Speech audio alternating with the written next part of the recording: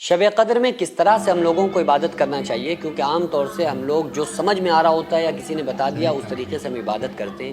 تو آج میں آپ کو وہ طریقے بتاؤں گا جو رسول اللہ صلی اللہ تعالیٰ علیہ وآلہ وسلم کے حدیث سے ثابت ہیں، اور جن طریقوں پہ عمل کرنے سے ہمیں کچھ نہ کچھ اس سے حاصل ہوگا، ورنہ ہم انہی طریقوں کو فالو کر رہے ہوتے ہیں۔ کوئی نمازیں ہی پڑھ رہا ہوتا ہے پوری رات، کوئی الگ الگ طریقوں سے نمازیں پڑھ رہا ہوتا ہے، کوئی تسبیح پڑھ رہا ہوتا ہے، کوئی کسی طریقے سے دعا پڑھ رہا ہوتا ہے۔ تو صحیح طریقہ شب قدر میں عبادت کرنے کا کیا ہے وہ میں آپ لوگوں کو بتا دیتا ہوں۔ دیکھیے، شب قدر ایک ایسی خاص رات ہے، اور یہ ایک رات نہیں ہے۔ آقا علیہ السلام نے ارشاد فرمایا کہ رمضان کے آخری عشرے میں شب قدر کو تلاش کرو۔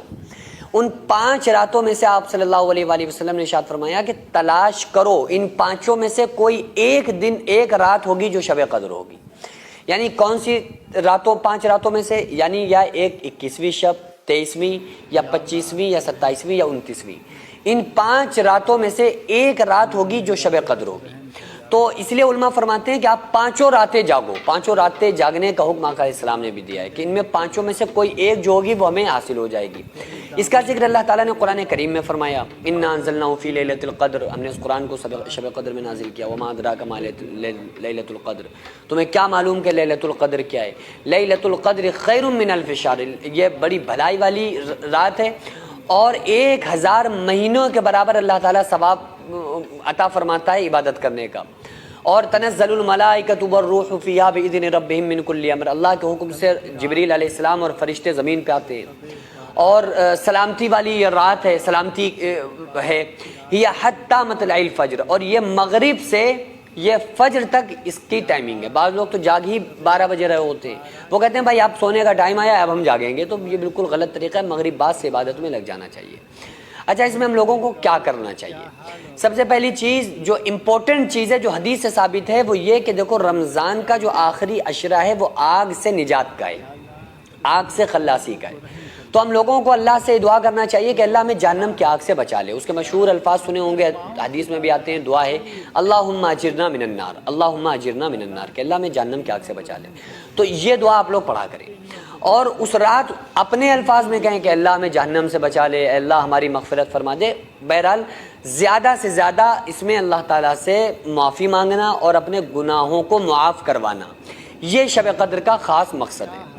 دوسری چیز، ہمیں نمازیں کون سی پڑھنا چاہیے؟ وہ نماز جو آقا علیہ السلام نے ہم کو سکھائی، آپ صلی اللہ علیہ وآلہ وسلم نے اپنے سگے چچا حضرت عباس کو سکھائی، کہ آپ صلی اللہ علیہ وآلہ وسلم نے فرمایا کہ اے چچا عباس، اگر آپ روزانہ 1 مرتبہ صلاۃ التسبیح ضرور پڑھا کریں، 1 مرتبہ نہیں پڑھ سکتے تو پھر 1 ہفتے میں 1 بار پڑھ لیں، 1 ہفتے میں نہیں پڑھ سکتے تو 1 مہینے میں پڑھیں، 1 مہینے میں نہیں پڑھ سکتے تو 1 سال میں پڑھیں، سال میں نہیں پڑھ سکتے تو زندگی میں 1 بار ضرور پڑھ لیں۔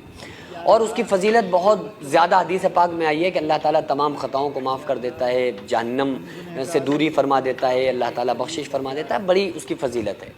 تو وہ انشاءاللہ اگر آپ لوگ کہیں گے تو میں ایک اسپیشل ویڈیو بنا کے آپ لوگوں کو صلاۃ التسبیح پڑھنے کا طریقہ بتاؤں گا۔ بہرحال اس پر ویڈیو پڑ بھی چکی ہے، اگر آپ کہیں گے تو اور میں انشاءاللہ بنا دوں گا۔